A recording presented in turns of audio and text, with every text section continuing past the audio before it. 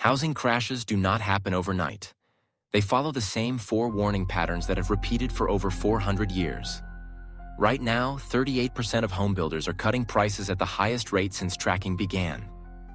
Home sales have dropped to 2009 crisis levels.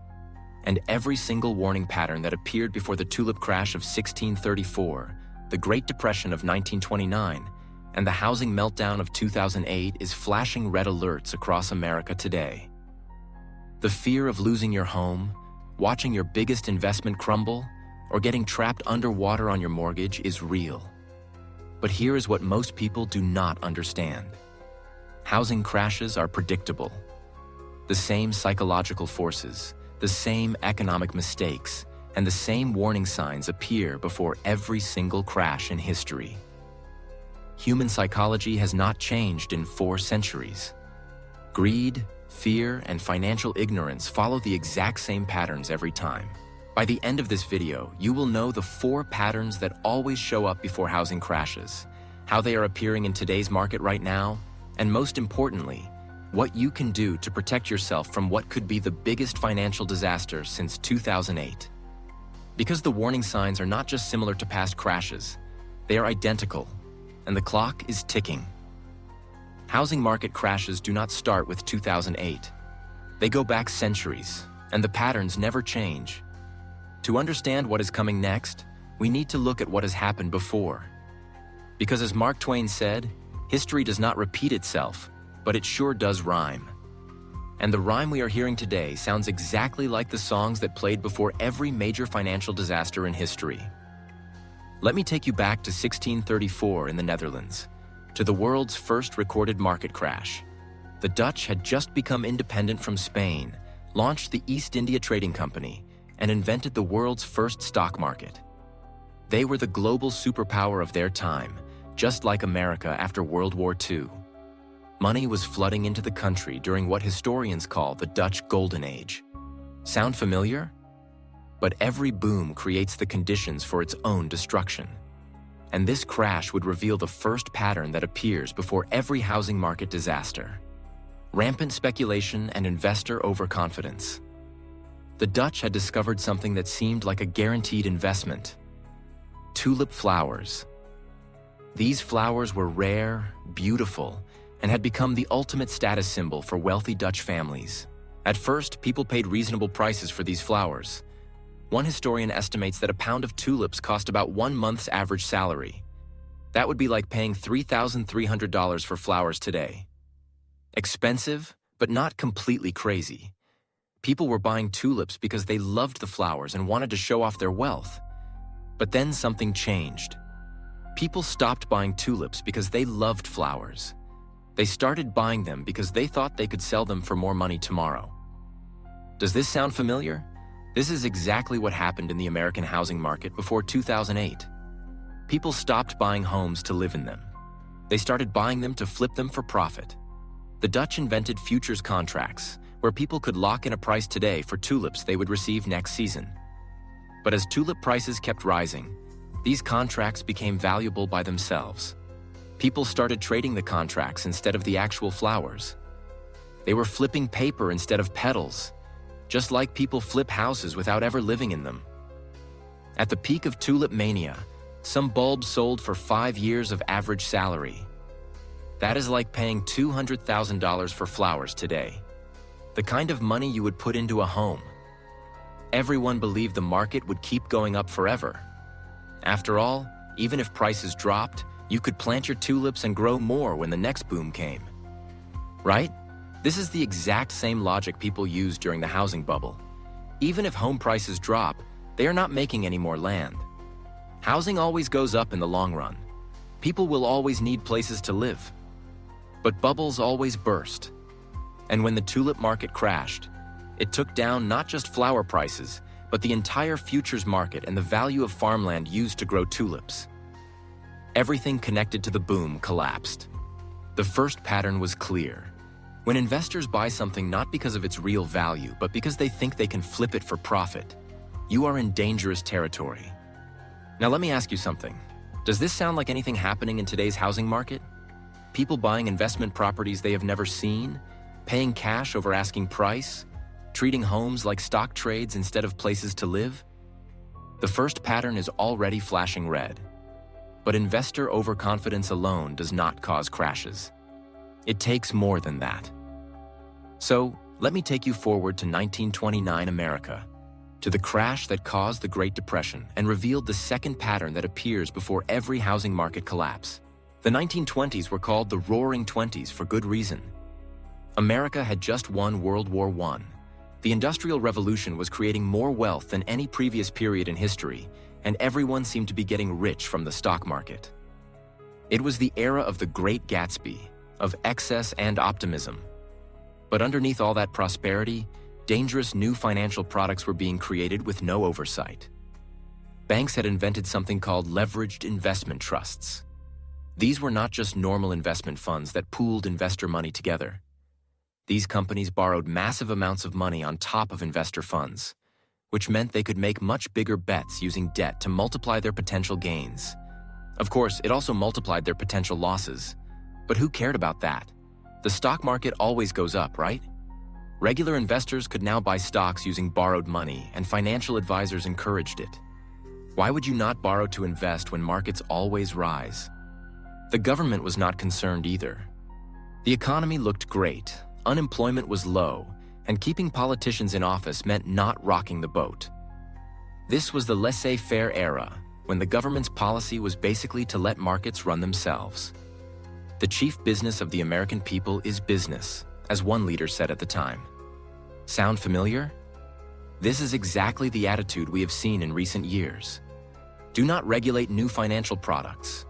Do not interfere with innovation. Let the market sort itself out. Everything will be fine. But it was not fine. These leveraged investment trusts started trading at double the value of the stocks they actually owned. It would be like buying a mutual fund today that costs twice as much as all the investments it holds combined. The goal was not making returns anymore. It was convincing more investors to put money in so they could pump up valuations. Everyone was in the market. Shoeshiners were giving stock tips. A little girl from Kansas mailed $4 to Standard Oil to buy a single share. One writer declared that America had entered a new era with no more boom and bust cycles, just endless growth. But cheap credit from the Federal Reserve had inflated a massive bubble, and the new debt-fueled investment industry was setting up ordinary people for disaster. In 1929, the stock market collapsed, dropping 89% over the following years. It was the biggest crash in history. That little girl's Standard Oil stock lost 15% before she even received her shares, and would lose another 10% the next day. What followed was the Great Depression. 1 in 4 Americans became unemployed. Families lost everything. The second pattern was clear. When governments fail to regulate dangerous new financial products, or when they act too little too late or too much too hard, crashes follow. And right now, we are seeing the same pattern again. New financial products in housing like algorithmic home buying, automated property flipping, and rent-backed securities are operating with minimal oversight. The government response has been either too little, too late, or completely wrong. But there is still more to the story. Even regulatory failures and investor overconfidence together are not enough to cause the massive crashes we have seen throughout history. There is a third pattern that shows up every single time, and it is the trickiest to spot because when you are living through it, it does not even feel dangerous. Let me take you to the 1980s, to Wall Street's golden age of greed, and the crash that still holds the record for the worst single-day drop in stock market history. This crash revealed the third pattern that always appears before housing market disasters. New financial innovations that nobody fully understands. The late 70s and 80s were a turning point for Wall Street. Bankers went from back-office number crunchers to some of the richest people on Earth. At the center of this transformation was the rise of computers, which made it easier than ever to create new financial products. Big banks started inventing more and more ways for hedge funds and pension funds to invest beyond boring old stocks and bonds. If your bank was first to market with the next big innovation, you would lock in massive profits and your bonus would go through the roof, even if it ended up hurting investors later. This should sound familiar. Because it is exactly what happened with mortgage-backed securities before 2008. In the 80s, the innovation had a simple name that made it sound safe: portfolio insurance. The idea was brilliant in its simplicity. If the stock market started dropping, computers would automatically place small trades betting against stocks. That way, if stocks kept falling, those trades would reduce your losses. It was like a seatbelt for your investments. But the system was so complicated that even the banks creating it did not fully understand how risky it could become. By 1987, over $80 billion was being managed using these computer models. Banks trusted the technology. Investors loved the protection. But beneath all that confidence was a system built on a fundamental lack of understanding.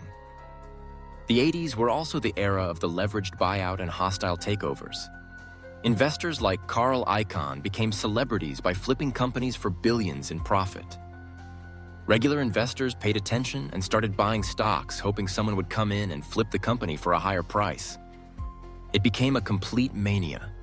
At the peak, one anonymous investor announced a $6.8 billion takeover bid for a company, and the stock price shot up 7 times overnight. Only it turned out the anonymous investor was just a guy from Cincinnati who worked for a small advisory firm and was not buying anything. The stock crashed back to earth as soon as people realized it was fake. But this showed just how crazy the market had become. Even fake rumors could send stocks soaring. Then in August of 1987, the market started to slide. It might have been a normal, slow decline, but the computers were watching. They started triggering small sell orders, just like they were programmed to do. The idea was that portfolio insurance would limit losses by selling little bits along the way down. But nobody realized that if everyone starts selling at once, it creates an avalanche. The market went into free fall, driven by a flaw that everyone had overlooked. Sometimes humans are not rational, and math does not always predict human behavior. At one point, there was a specialist on the New York Stock Exchange who had a crowd standing in front of him with 500,000 sell orders for a single stock, and nobody wanted to buy it at any price. After the smoke cleared, the 1987 crash, also called Black Monday, remains the worst single-day drop in stock market history. The third pattern was confirmed. New financial innovations that people do not fully understand create massive systemic risks. And guess what? We are seeing this pattern again right now in housing. Algorithmic home buying companies, rent-backed securities, fractional real estate investing apps, and artificial intelligence-driven property valuation models are all new innovations that most people, including the people creating them, do not fully understand. When these systems interact with each other in unexpected ways, the results can be catastrophic. But even all 3 patterns together are not enough to create the massive economy-destroying crashes that we remember from history. There is one more ingredient that makes everything worse, that turns corrections into full-blown disasters. And this 4th pattern is showing up everywhere in today's housing market right now. Let me take you to 2008, the crash that many of us lived through, the one that destroyed entire neighborhoods and left millions of families homeless. From the perspective of someone who experienced it, it felt like the system broke overnight. Wall Street bankers thousands of miles away had somehow decimated local communities across America. Friends had to move away. Neighborhoods sat empty for years. The 2008 crash revealed the 4th and most dangerous pattern that appears before every housing market collapse: the massive buildup of debt. After the dot-com crash, investors were scared of volatile tech stocks and wanted safer investments like housing. Banks were happy to provide them, creating mortgage-backed securities and collateralized debt obligations that were so complex even they did not understand the risks. The effect was simple: hand out mortgages to anyone with a pulse, then package those loans and sell them to investors without revealing how risky they were. In the years before 2008, household debt grew rapidly. The Federal Reserve had kept interest rates low for half a decade, encouraging cheap borrowing. And nobody wanted to stop the party. Not the government, not the banks, not the borrowers who were encouraged to buy the biggest house they could get a loan for. Debt levels kept rising. Banks stopped serving homeowners and started serving the investors buying these complicated securities built from risky loans that nobody had bothered to verify. But debt always has to be paid back eventually. even when people convinced themselves that this time was different because housing prices could not fall. After all, they are not making any more land, right? But housing prices did fall. On September 15, 2008, Lehman Brothers, one of the biggest investment banks in the world, collapsed after running for over 150 years. Unemployment surged past 6%, and entire neighborhoods never recovered from the complete collapse of real estate values. All four patterns had come together: investor overconfidence, regulatory failures, innovations nobody understood, and massive amounts of debt. The result was the worst financial crisis since the Great Depression. Now that you understand the four patterns that always appear before housing crashes, let me show you how every single one of them is flashing warning signals in today's market right now. Because what we are seeing is not just similar to past crashes, it is identical. Pattern 1, investor overconfidence, is everywhere you look.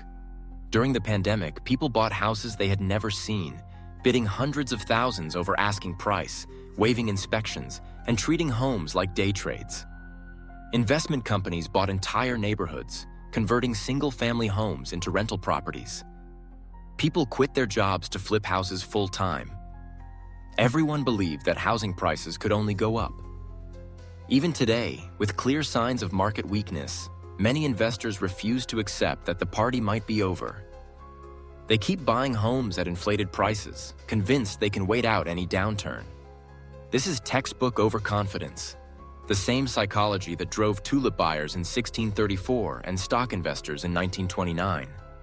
Pattern 2, regulatory failures, is playing out in real time right in front of us. When housing prices started skyrocketing during the pandemic, what did the government do? They kept interest rates at zero for too long, pumped trillions of dollars into the economy through stimulus programs, and encouraged even more borrowing through forbearance programs that let people skip mortgage payments. Now, faced with inflation caused partly by their own policies, they have raised interest rates so aggressively that they have essentially frozen the housing market. Home sales have dropped to 2009 levels. This is exactly the same pattern we have seen throughout history. Governments either do too little and let bubbles grow, or they overcorrect and trigger crashes. Pattern 3, new innovations nobody understands, is happening right now in housing.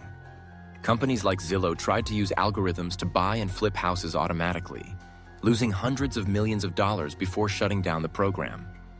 Rent-backed securities allow investors to buy shares of rental income from properties they have never seen. Fractional real estate apps let people buy pieces of vacation homes with a few clicks on their phone. Most people, including many of the people creating these products, do not understand how they work or what happens when market conditions change. When these algorithmic systems start interacting with each other during a downturn, the results could be catastrophic. We are essentially running a massive experiment with the housing market, and nobody knows what will happen when things go wrong. And pattern 4, the buildup of debt, is the most dangerous of all. Household debt levels are near all-time highs. People are taking out mortgages with debt-to-income ratios of 45 or even 50%. Some lenders are offering zero down payment loans again. Credit card debt is at record levels, and delinquencies are rising across the board. But it is not just individual borrowers. The entire housing finance system is built on debt. Mortgage companies borrow money to make loans. Banks package those loans into securities that they sell to investors using borrowed money. Real estate investment trusts use debt to buy rental properties. When this debt pyramid starts collapsing, it takes everything down with it. The warning signs are not subtle. They are screaming at us right now. Home sales at 2009 levels. Builder confidence at 3-year lows. 38% of builders cutting prices. Mortgage rates that have doubled from their pandemic lows. Housing inventory rising for 20 straight months. Consumer confidence in housing falling off a cliff. But here is what makes this situation even more dangerous than 2008. Back then, the problems were mostly contained to the housing market. Today, the entire economy is addicted to low interest rates and cheap debt. When the housing market crashes this time, it will not be just about mortgages. It will be about everything. Student loans, car loans, credit cards, corporate debt, government debt. Everything is connected now in ways that it was not in 2008. The housing crash that is coming will not be an isolated event. It will be the domino that starts a much larger financial collapse. Right now, household debt service ratios are hitting dangerous levels. When homeowners start spending too much of their monthly income on mortgage payments, the risk of default and broader correction goes up dramatically. FHA borrowers are seeing delinquencies rise due to higher insurance premiums and the higher cost of maintaining a home. Some lenders are giving loans with debt-to-income ratios of 45 or even 50%, which should never happen. But it happens every day. The biggest factor forcing prices down is the disconnect between wages and home prices. Wages have not kept up with inflation for at least the past 20 years, probably much longer. When home prices outpace wage growth, affordability declines and demand dries up. That is exactly the situation we are in right now. Lending practices are getting riskier by the day. We are seeing a rise in adjustable rate mortgages, subprime lending, and zero-down financing. This shows that the market is overheated and lenders are using their tools of last resort to get people to sign up for mortgages. We are seeing all of these danger signs happening right now. Some places have already crashed. Austin, Texas has seen massive price declines. Southwest Florida has already halfway crashed. Many other metros across the country are just in the beginning phases of their crashes. It is happening right now all around us, probably in at least half of the United States. Let me tell you about a real story that shows how dangerous things have become. A woman in North Houston, Texas inherited her childhood home after her father and stepmother passed away. She discovered they owed $35,000 in back property taxes, including $12,000 in interest because the taxes had not been paid while her stepmother was ill. This woman is a single mother and first-time homeowner, so she is not starting with the best situation. She has already paid $10,000 and is on a 3-year payment plan to avoid losing the home.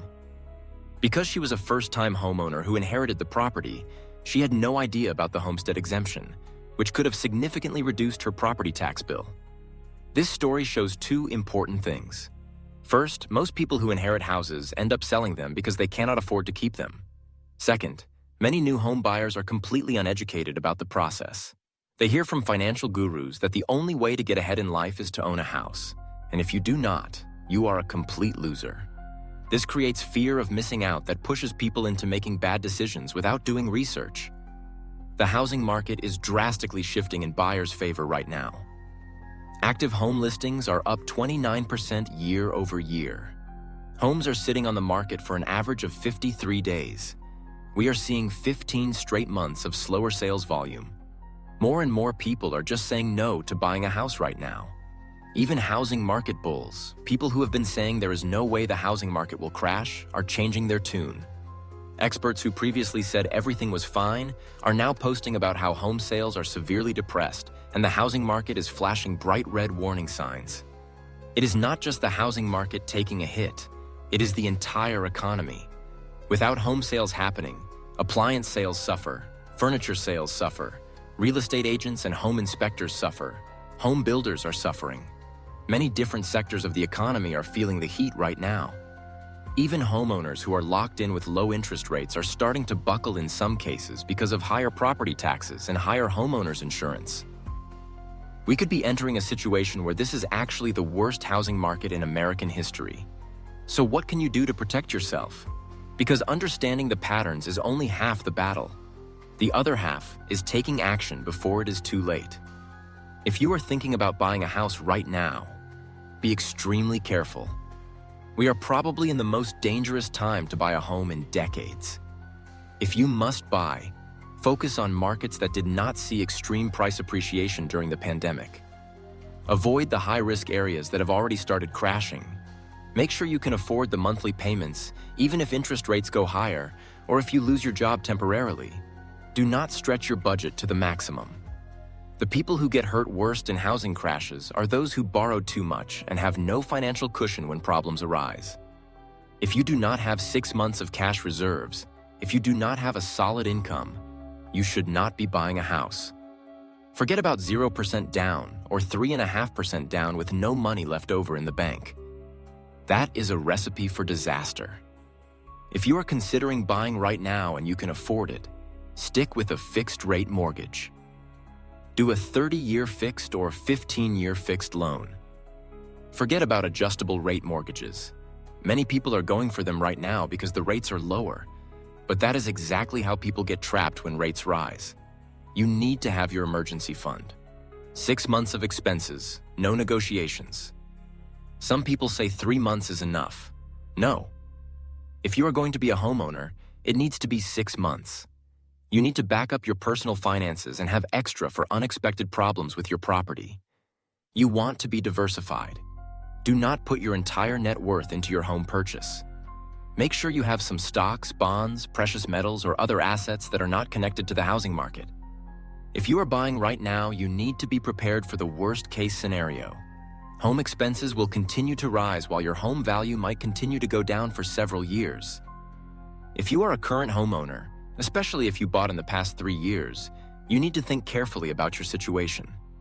If you are in one of the high-risk markets and already seeing prices decline in your area, you might want to consider selling before conditions get worse. Yes, you might take a loss now, but that could be better than taking a much bigger loss later. For those hoping to buy homes cheaply after a crash, be careful what you wish for. Housing crashes usually happen during broader economic downturns that affect employment and income. If there is a significant crash, you might find that you no longer have the income or job security needed to qualify for a mortgage, even at lower prices. The most important thing is to stay informed and make decisions based on facts, not emotions or wishful thinking. The housing market has been the foundation of wealth building for millions of American families, but it can also be a source of financial devastation if you make the wrong moves at the wrong time. Right now, all 4 patterns that always appear before housing crashes are flashing red. Investor overconfidence is everywhere. Regulatory failures are happening in real time. New innovations that nobody understands are spreading throughout the market. And dangerous levels of debt are building up in the system. The warnings could not be clearer. The question is not whether a housing crash is coming. The question is whether you will be prepared when it arrives. Because the patterns of history are repeating themselves exactly as they always have. And this time, the consequences could be worse than anything we have seen before. Every major crash in history was preceded by people saying this time is different. The tulip buyers in 1634 thought their market was different. The stock investors in 1929 thought their market was different. The housing speculators in 2008 thought their market was different. They were all wrong. The patterns never change. Human psychology never changes. Greed, fear, and financial ignorance follow the same script every time. And the 4 warning signs are flashing red right now. The only question is whether you will heed the warnings or become another casualty of the crash that is coming. What signs of housing market trouble are you seeing in your area? Are you preparing for a potential crash, or do you think this time is different? Let me know in the comments below, and make sure to subscribe because this story is just beginning. The housing market crash patterns are in motion, and you need to stay informed to protect your financial future. The clock is ticking, and the warnings are clear. The question is, will you listen?